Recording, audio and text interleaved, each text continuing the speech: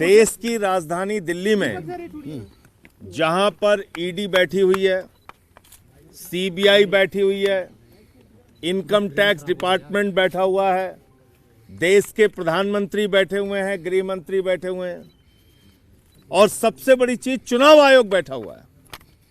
उनकी नाक के नीचे खुलेआम अरविंद केजरीवाल जी के विधानसभा क्षेत्र में 1100 रुपए वोटर्स को रिश्वत के रूप में दिया जा रहा है। करोड़ों रुपए पूर्व सांसद परवेज वर्मा के घर से बरामद हो सकते हैं अगर ईडी वहां पे छापे मारे।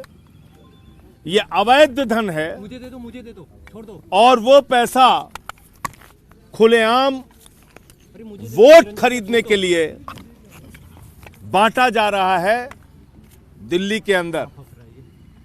आप लोगों ने अपने कैमरे में उन महिलाओं के वीडियो और फोटो कैद किए हैं जिनको 1100 रुपए दिए गए।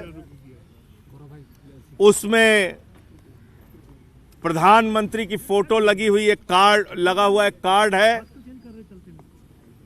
और सीना ठोक के प्रवेश वर्मा कह रहे हैं हम तो रुपया बांटेंगे।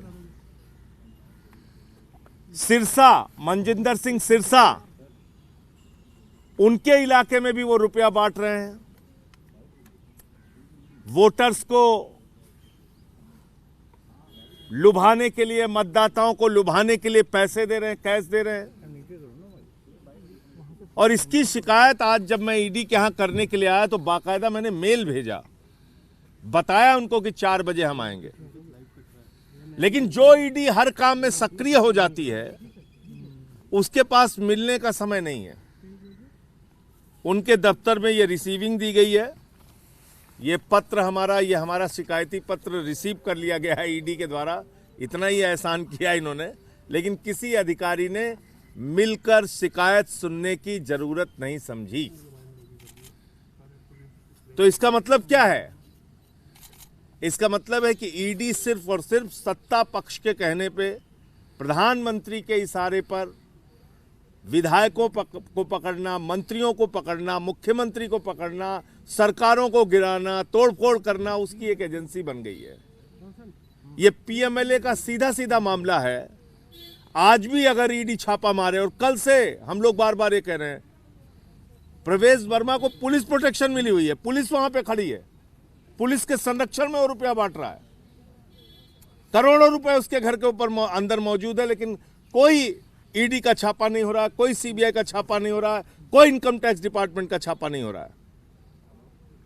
तो इसलिए आगे सीबीआई से और इनकम टैक्स डिपार्टमेंट से भी मिलकर इसकी शिकायत करेंगे, चुनाव आयोग से भी मिलकर इसकी शिकायत करेंगे। इस मामले में जहां जहां बीजेपी के लोग ये काम कर रहे हैं या करते हुए पाए जाएंगे, उनकी शिकायत करेंगे, उनके खिलाफ लड़ाई लड़ने का काम करेंगे। लोकतंत्र का कैसे गला घोटा जा रहा है, किस तरह से पूरा का पूरा सिस्टम कोलैप्स कर गया है, किस तरीके से चुनाव आयोग, ED, CBI, income tax department खामोश है और भारतीय जनता पार्टी रुपया बांट रही है दिल्ली में, ये अब सबके सामने आ चुका है। दिल्ली की जनता को केजरीवाल पे भरोसा है, उनकी योजना पे भरोसा है। जैसे उन्होंने बिजली फ्री, पानी फ्री, शिक्षा फ्री, इलाज फ्री, बुजुर्गों की तीर्थ यात्रा फ्री, माताओं बहनों के लिए बस की फ्री यात्रा दी, ऐसे ही महिला सम्मान राशि 2100 रुपये मुख्यमंत्री बनने के बाद हर महिला के खाते में पहुंचाएंगे। संजीवनी योजना के तहत बुजुर्गों का फ्री इलाज कराया जाएगा। ये जो हमारा संकल्प है उसको हम लोग पूरा करेंगे। भारतीय जनता पार्टी ये नोट बांट के वोट खरीदने की जो योजना चला रही है, ये जनता के सामने एक्सपोज हो चुकी है और जनता इनको जवाब देगी। सर, आपकी प्ली क्या थी? क्या छापेमारी की प्ली है, जांच की प्ली है? क्योंकि वो तो कह रहे हैं कि एनजीओ का पैसा है। अरे भाई, एनजीओ का पैसा पॉलिटिकल कामों में कैसे इस्तेमाल हो सकता है? एनजीओ का पैसा प्रधानमंत्री की, मोदी की फोटो लगा के आप बांट रहे हैं। एनजीओ का पैसा आप 10 साल तक सांसद रहे, आज तक तो कभी नहीं बांटा आपने। ये कैसे चुनाव के वक्त में ही बांट रहे हैं आप? ये तो सीधे सीधे एक अवैध धन उनके पास जो करोड़ों रुपए पड़ा है उससे पैसा बांटा जा रहा है।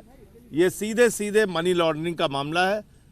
बाकी इसके जो और कानूनी पक्ष हैं उस पर आगे हम लोग विचार कर रहे हैं। एमसीसी लगा नहीं है तो पैसा बांटने में अरविंद अगर केजरीवाल बांट को भी कहा जाए था, तो क्या उस दिक्कत पे है? उनका ये जवाब है कि देशद्रोही एक जाट के बेटे को कहा है, जाट समुदाय जवाब देगा। हालांकि ये वही प्रवेश वर्मा है, पिछले चुनाव में केजरीवाल को आतंकवादी तक कहा था इन्होंने। देखिए, ये लोग तो गाली गलौज की राजनीति में ही यकीन रखते हैं। उसका जवाब दिल्ली की जनता अपने वोट की ताकत से देगी।